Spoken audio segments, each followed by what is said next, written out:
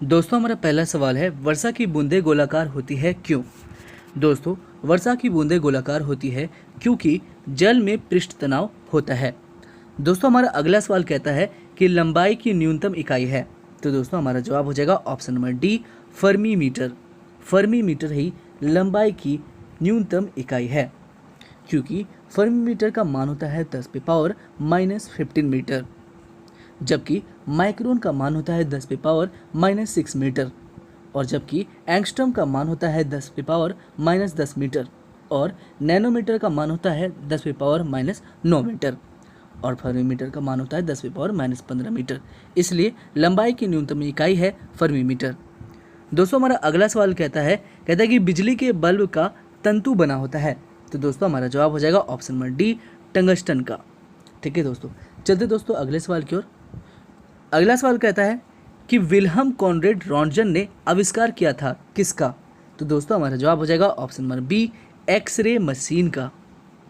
चलते दोस्तों अगले सवाल की ओर। अगला सवाल कहता है कि सूची 1 एवं सूची 2 को मिलाएं। सूची 1 में भौतिक राशियां हैं और सूची 2 में उनकी इकाइयां हैं। तो दोस्तों हमारा यहाँ पे कहता है त्वरण। तो दोस्तों त्वरण का क्या हो जाएगा इकाई? उनका इकाई हो जाएगा मीटर पर सेकेंड स्क्वायर। बल का क्या हो जाएगा दोस्तों? बल का मात्रक हो जाएगा न्यूटन।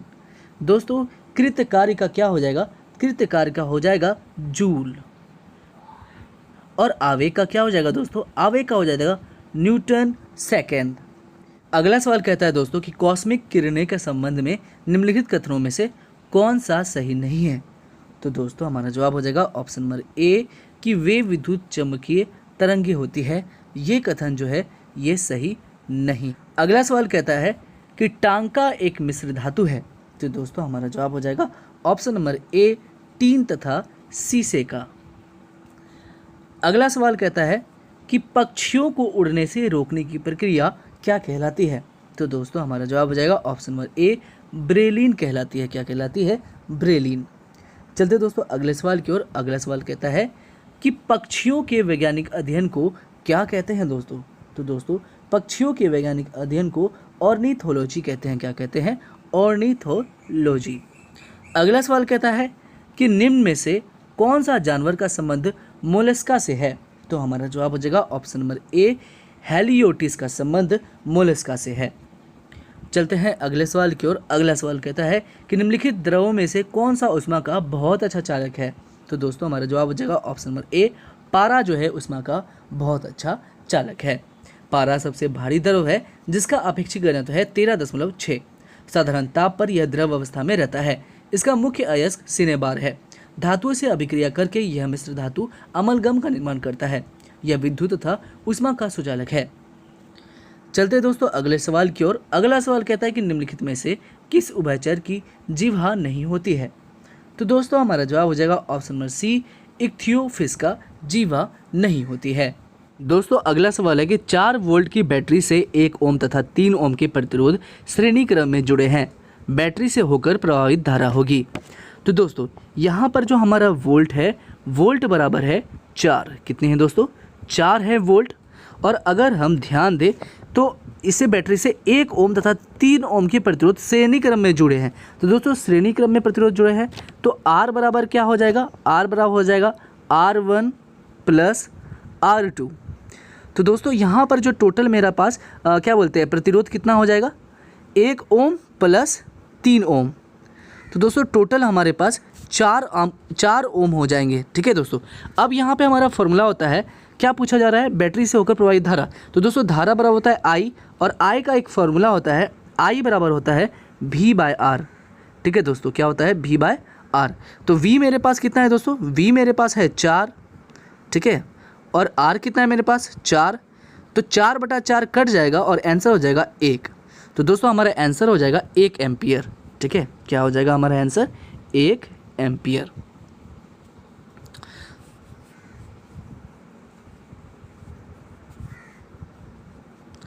दोस्तों हमारा अगला सवाल कहता है कि विकास के उत्परिवर्तन सिद्धांत का प्रतिपादन किया था किसने? तो दोस्तों हमारा जवाब आ जाएगा ऑप्शन नंबर डी, ह्यूगो डीब्रिज ने। अगला सवाल कहता है दोस्तों कि कोलेस्ट्रॉल है एक। तो दोस्तों कोलेस्ट्रॉल एक स्टेरॉयड है। क्या है? स्टेरॉयड। दोस्तों अगला सवाल कहता है कि रुधिर वर्णिका के संबंध में निम्नलिखित कथनों पर आप विचार कीजिए तथा नीचे दिए गए कूट से सही उत्तर चुनिए। ठीक है दोस्तों, क्या कहता है कि इसमें लौह होता है। तो दोस्तों ये जो लौह होने की बात कही है तो ये बिल्कुल सही कही है इन्होंने। फिर कहता है कि यह रक्त को लाल प्रदान करता है, ये भी सही है। यह कुछ रोगों से प्रतिरक्षा भी प्रदान करता है, ये भी सही है। और यह रक्त में ऑक्सीजन का वाहक है, तो यह भी सही है दोस्तों।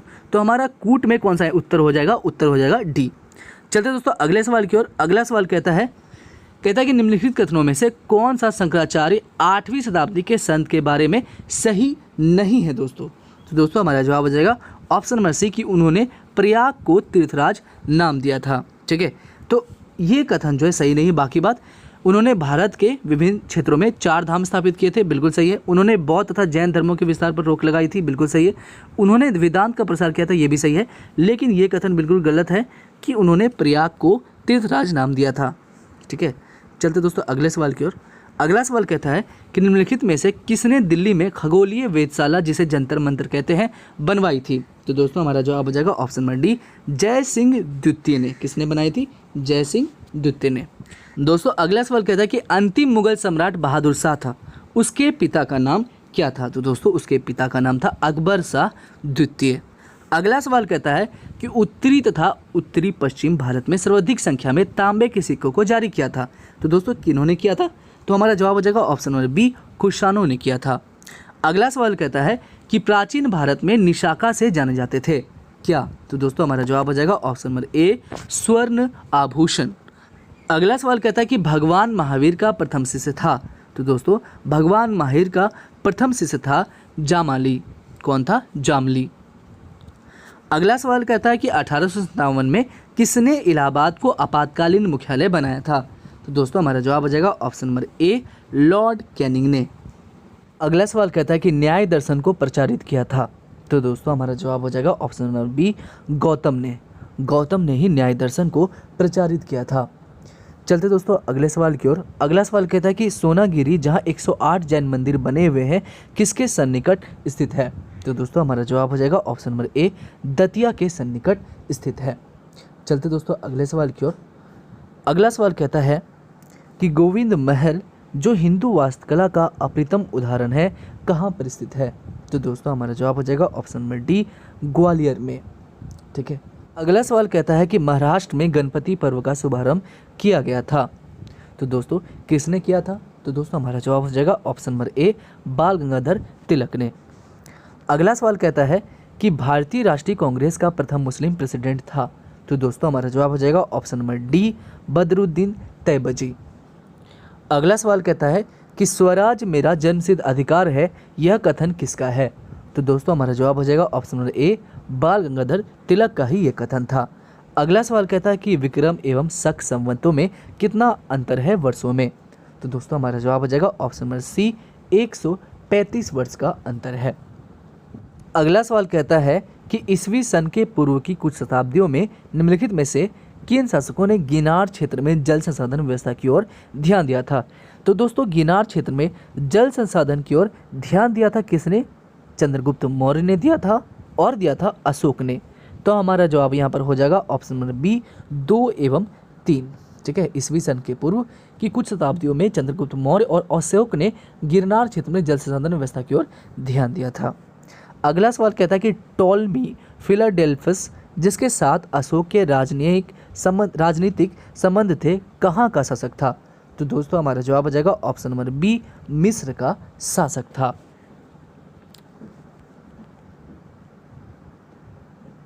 अगला सवाल कहता है कि दामोदर जो है ये किसकी सहायक नदी है?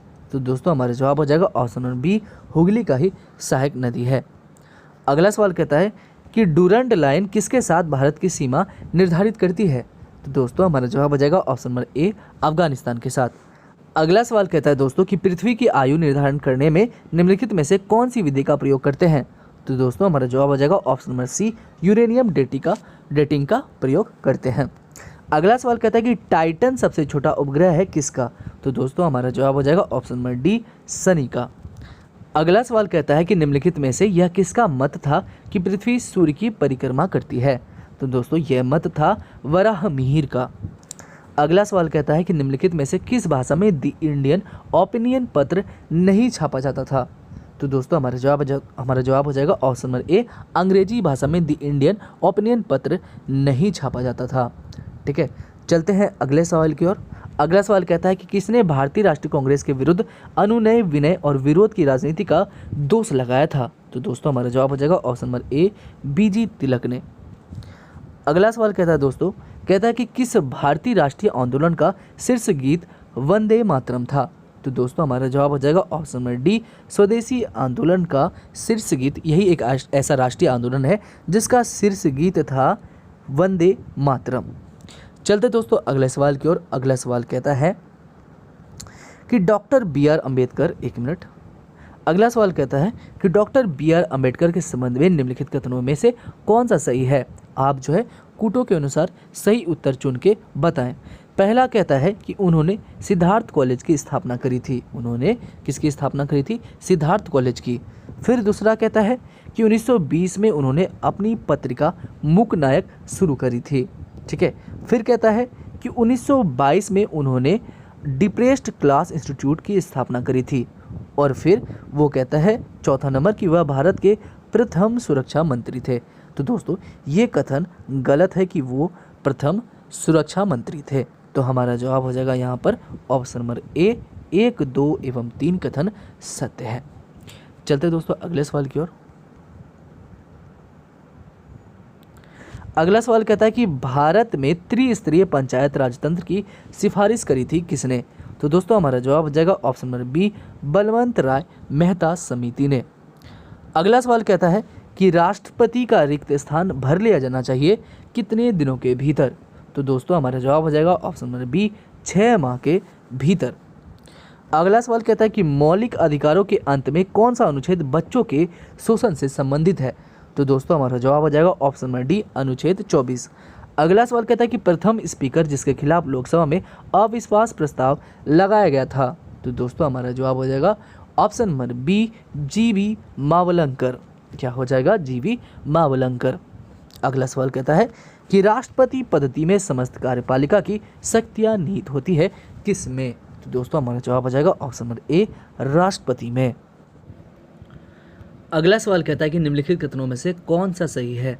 तो दोस्तों हमारा जवाब हो जाएगा ऑप्शन नंबर डी, भारत एक संसदात्मक प्रजातंत्र है। यही सही है। चलते दोस्तों अगले सवाल की ओर। अगला सवाल कहता है कि वैश्विक गांव की संकल्पना का विकास आधारित है किस पर। तो दोस्तों हमारा जवाब हो जाएगा ऑप्शन नंबर सी, परिवहन एवं संचार का विकास पर। अगला सवाल कहता है कि विश्व प्रसिद्ध भगवान वेंकटेश्वर तिरुपति का मंदिर निम्नलिखित में से किन पहाड़ियों में से किस में अवस्थित है। तो दोस्तों ये सवाल हमने आप लोगों के लिए छोड़ा है, तो कमेंट सेक्शन में हमें ज़रूर बताइए। आइए चलते दोस्तों अगले सवाल की ओर। अगला सवाल कहता है कि नॉर्मन बोरलॉग को किस क्षेत्र में नोबेल पुरस्कार प्रदान किया गया। तो दोस्तों हमारा जवाब हो जाएगा ऑप्शन नंबर डी, शांति के क्षेत्र में। अगला सवाल है याग क्षेमम वहाम्यहम किसका आदर्श वाक्य है। तो दोस्तों हमारा जवाब हो जाएगा option number B, LIC of India Bharatiya Jeevan बीमा निगम का। चलते दोस्तों अगले सवाल की ओर। अगला सवाल कहता है कि भारत में सोयाबीन का अग्रणी उत्पादक है। तो दोस्तों हमारा जवाब हो जाएगा option number B, Madhya Pradesh. अगला सवाल कहता है कि गेहूं की सिंचाई हेतु अतिक्रांतिक अवस्था है। हमारा जवाब हो जाएगा ऑप्शन नंबर ए, ताज जड़ निकालने की व्यवस्था। अगला सवाल कहता है कि भारत में कृषि को वित्त देने वाली शीर्ष संस्था है। तो हमारा जवाब हो जाएगा ऑप्शन नंबर बी, नाबार्ड। अगला सवाल कहता है कि हजारीबाग स्थित संत कोलंबस कॉलेज में किस क्रांतिकारी छात्र को हजारीबाग का जतिन बाघा कहा जाता था। तो हमारा जवाब हो जाएगा option number B, Ram Vinod Singh को। चलते दोस्तों अगले सवाल की ओर। अगला सवाल कहता है कि झारखंड का क्षेत्रफल देश के कुल क्षेत्रफल का लगभग कितना प्रतिशत है। तो हमारा जवाब हो जाएगा ऑप्शन नंबर सी, 2.42%। अगला सवाल कहता है, अगला सवाल क्या कहता है कि रिया तथा टेथिस किसके नाम है। तो हमारा जवाब हो जाएगा ऑप्शन नंबर ए, शनि व चांद का। अगला सवाल कहता है कि अंतर्राष्ट्रीय तिथि रेखा होकर गुजरती है। तो हमारा जवाब हो जाएगा ऑप्शन नंबर सी, प्रशांत महासागर। चलते दोस्तों अगले सवाल की ओर। अगला सवाल कहता है कि स्वचालित वाहनों में प्रदूषण नियंत्रण हेतु प्रयुक्त CNG में मुख्यतः उपस्थित होती है। तो हमारा जवाब हो जाएगा ऑप्शन नंबर ए CH4। ठीक है। अगला सवाल कहता है कि छोटा नागपुर के प्रथम क्रांतिकारी निम्न में से कौन थे जिन्हें पकड़ने के लिए अंग्रेजी सरकार ने 1000 रुपये का इनाम की घोषणा करी थी। तो दोस्तों छोटा नागपुर के प्रथम क्रांतिकारी बुद्धू भगत थे जिन्हें पकड़ने के लिए अंग्रेजी सरकार ने 1000 रुपये का इनाम का घोषणा किया था। तो हमारा जवाब हो जाएगा ऑप्शन नंबर ए बुद्धू भगत। अगला सवाल कहता है कि निम्नलिखित में से किस जाति का अस्तित्व केवल झारखंड में है। तो हमारा जवाब हो जाएगा ऑप्शन नंबर सी मुंडा का अस्तित्व जो है केवल झारखंड में है। अगला सवाल क्या कहता है दोस्तों, कहता है कि भारत में निम्न लिंगानुपात के लिए निम्नांकित में से कौन सा कारक उत्तरदायी है। तो दोस्तों कौन सा कारक उत्तरदायी है, पहला तो है कि उच्च मातृ मृत्यु दर, दूसरा है उच्च बालिका मृत्यु दर, तीसरा है बालिका भ्रूण हत्या, चौथा है बालिकाओं की तुलना में अधिक बालकों का जन्म। तो दोस्तों ये सभी कारक है। तो हमारा जवाब हो जाएगा ऑप्शन नंबर डी। अगला सवाल कहता है कि भारत में जनसंख्या में 10 की वृद्धि सर्वाधिक रही किस दौरान। तो दोस्तों हमारा जवाब हो जाएगा ऑप्शन नंबर डी 1991 से 2001 के दौरान। अगला सवाल कहता है कि पारिस्थितिक निकट आला की संकल्पना को प्रतिपादित किया था किसने। तो दोस्तों हमारा जवाब हो जाएगा ऑप्शन नंबर ए ग्रीनेल्स ने। अगला सवाल कहता है कि निम्नलिखित नोबल गैसों में से कौन सी वायु में नहीं पाई जाती है। तो दोस्तों हमारा जवाब क्या हो जाएगा, हमारा यहाँ जवाब हो जाएगा ऑप्शन नंबर सी रेडॉन। अगला सवाल कहता है कि कर्क रेखा नहीं गुजरती है। तो दोस्तों हमारा यहाँ पर जवाब हो जाएगा ऑप्शन नंबर सी ईरान से कर्क रेखा नहीं गुजरती है। अगला सवाल कहता है कि अशोक ने अपने शिलालेखों में अपने समकालीन दक्षिण के किस राज्य का उल्लेख नहीं किया था। तो दोस्तों हमारा जवाब हो जाएगा ऑप्शन नंबर सी कुषाण का। अगला सवाल कहता है कि 10 डिग्री चैनल पृथक करता है। तो दोस्तों हमारा जवाब हो जाएगा ऑप्शन नंबर ए अंडमान को निकोबार द्वीप से। अगला सवाल कहता है कि निम्न में से किसके द्वारा मानव विकास सूचकांक HDI सर्वप्रथम विकसित किया गया था। तो दोस्तों हमारा जवाब हो जाएगा ऑप्शन नंबर ए UNDP द्वारा। अगला सवाल क्या कहता है, कहता है कि आप निम्नलिखित कथनों पर विचार करें और सही कूट के माध्यम से सही उत्तर चुनिए। पहला कहता है कि क्यूबा को विश्व का चीनी का कटोरा कहा जाता है। ठीक है, क्यूबा को विश्व का चीनी का कटोरा कहा जाता है, जो कि बिल्कुल ही सही है। ठीक है, नेक्स्ट क्या कहता है, नेक्स्ट हमसे कहता है कि हांगकांग जो है ये चीन का विशिष्ट प्रशासनिक देश है, ये भी सही है। फिर कहता है कि संसार में संयुक्त राज्य अमेरिका दूध का अग्रणी उत्पादक है। तो दोस्तों ये कथन गलत है। नेक्स्ट कहता है कि ऑस्ट्रेलिया एक संघीय राज्य है, ये भी कथन सही है। तो दोस्तों हमारा कौन सा कथन सही हो जाएगा, हमारा कथन हो जाएगा ऑप्शन नंबर डी 1, 2 और 4 कथन सही है। ठीक है, क्योंकि विश्व में दूध का सबसे बड़ा उत्पादक अमेरिका नहीं बल्कि भारत है। अगला सवाल कहता है कि आप निम्नलिखित कूटों का मिलान करें, ठीक है। कहता है कि कीनन स्टेडियम कहाँ है दोस्तों। तो दोस्तों कीनन जो स्टेडियम है ये कहाँ पे है, पूर्वी सिंहभूम जमशेदपुर में है। फिर कहता है कि डिगवाडी कहाँ है। तो दोस्तों डिगवाडी कहाँ पर है, ये है धनबाद में आपका। कहता है जयपाल सिंह स्टेडियम कहाँ है। तो दोस्तों जयपाल सिंह जो स्टेडियम है ये कहाँ पर है, ये है हमारा रांची में है। और कुमार मंगलम कहाँ है, कुमार मंगलम है बोकारो में। अगला सवाल कहता है कि निम्नलिखित करों में कौन सा कर ग्राम पंचायत द्वारा लगाया जाता है। तो दोस्तों हमारा जवाब हो जाएगा ऑप्शन नंबर सी स्थानीय मेलों पर कर। अगला सवाल कहता है कि भारत में निम्नलिखित पंचवर्षीय योजनाओं में किसका मुख्य उद्देश्य संपोषण वृद्धि था। तो दोस्तों हमारा जवाब हो जाएगा ऑप्शन नंबर डी 12वीं। अगला सवाल कहता है कि निम्नलिखित राज्यों में से कौन आर्थिक दृष्टि से सबसे ऊपर लेकिन लिंगानुपात के आधार पर सबसे नीचे है। तो दोस्तों हमारा जवाब हो जाएगा ऑप्शन नंबर डी हरियाणा।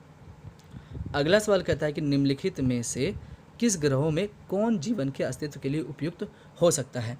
तो दोस्तों कौन जो है जीवन के लिए उपयुक्त हो सकता है। तो हमारा जवाब हो जाएगा ऑप्शन नंबर ए मंगल। ठीक है, पृथ्वी के बाद सौरमंडल के मंगल ग्रह पर जीवन के अस्तित्व की संभावना है। अगला सवाल कहता है कि निम्नलिखित में से कौन विटामिन सी का सबसे अच्छा स्रोत है। तो दोस्तों हमारा जवाब हो जाएगा ऑप्शन नंबर डी आंवला। अगला सवाल कहता है कि निम्नलिखित ऊर्जा स्रोतों में से कौन पर्यावरणीय प्रदूषण उत्पन्न नहीं करता है। तो हमारा जवाब हो जाएगा ऑप्शन नंबर बी सौर ऊर्जा। ठीक है, अगला सवाल कहता है कि ग्रेफिन होता है। तो दोस्तों ग्रेफिन क्या होता है, ग्रेफिन जो है ये कार्बन का नैनो प्रतिरूप होता है। चलते दोस्तों अगले सवाल की ओर। अगला सवाल कहता है कि निम्नलिखित में से कौन सा कथन जो है ये सत्य ये सही है। निम्नलिखित में से कौन सा कथन सही है। ठीक है, पहला कहता है कि प्राकृतिक आपदाएं सर्वाधिक क्षति विकासशील देशों में करती है, ठीक है, जो कि ये बिल्कुल ही सही है। नेक्स्ट कहता है कि भारत गैस त्रासदी मानव निर्मित थी, ये भी सही है, ठीक है। नेक्स्ट कहता है कि भारत आपदा मुक्त देश है, बिल्कुल ये गलत है, ठीक है। और चौथा नंबर कहता है कि मैंग्रोव चक्रवातों का प्रभाव कम करते हैं, तो दोस्तों ये भी सही है। तो हमारा यहाँ पर जवाब क्या हो जाएगा, ऑप्शन नंबर सी, 1, 2 और 4 कथन हमारे कूट में जो दिया गया है ये सही है। अगला सवाल कहता है दोस्तों, कहता है कि a brief history of time नामक पुस्तक किसने लिखी है, तो दोस्तों हमारा जवाब हो जाएगा option number A, Stephen Hawking ने। अगला सवाल कहता है कि दी एक्सीडेंटल प्राइम मिनिस्टर पुस्तक के लेखक कौन है, तो दोस्तों हमारा जवाब हो जाएगा ऑप्शन नंबर डी, संजय बारू। अगला सवाल कहता है कि धुआं में आंखों को प्रभावित करने वाला कौन सा शक्तिशाली उत्तेज्य होता है, तो दोस्तों हमारा जवाब हो जाएगा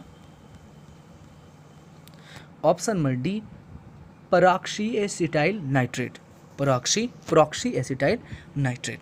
चलते दोस्तों अगले सवाल की ओर। अगला सवाल कहता है कि निम्नलिखित में से किसे अशोक चंद्र द्वारा भारत में आर्थिक मंत्री परिषद कहा गया है, तो दोस्तों हमारा जवाब हो जाएगा ऑप्शन नंबर ए, योजना आयोग। चलते दोस्तों अगले सवाल की ओर। अगला सवाल कहता है कि झूमिंग सर्वाधिक व्यवहृत है, तो दोस्तों हमारा जवाब हो जाएगा ऑप्शन नंबर ए, असम में। चलते दोस्तों अगले सवाल की ओर। अगला सवाल कहता है कि निम्नलिखित राज्यों में कौन सड़कों की लंबाई में भारत में प्रथम पायदान पर है, तो दोस्तों हमारा यहाँ पर जवाब हो जाएगा ऑप्शन नंबर ए, महाराष्ट्र। दोस्तों अगला सवाल कहता है कि निम्नलिखित में से कौन भारत में ग्रामीण रोजगार का सबसे बड़ा कार्यक्रम है, तो दोस्तों हमारा जवाब हो जाएगा ऑप्शन नंबर ए, मनरेगा। चलते अगले सवाल की ओर। अगला सवाल कहता है कि निम्नलिखित देशों में किसमें प्रति गाय दुग्ध का औसत वार्षिक उत्पादन सबसे ज़्यादा है, तो दोस्तों यहाँ पर हमारा जवाब हो जाएगा ऑप्शन नंबर सी, डेनमार्क का, ठीक है।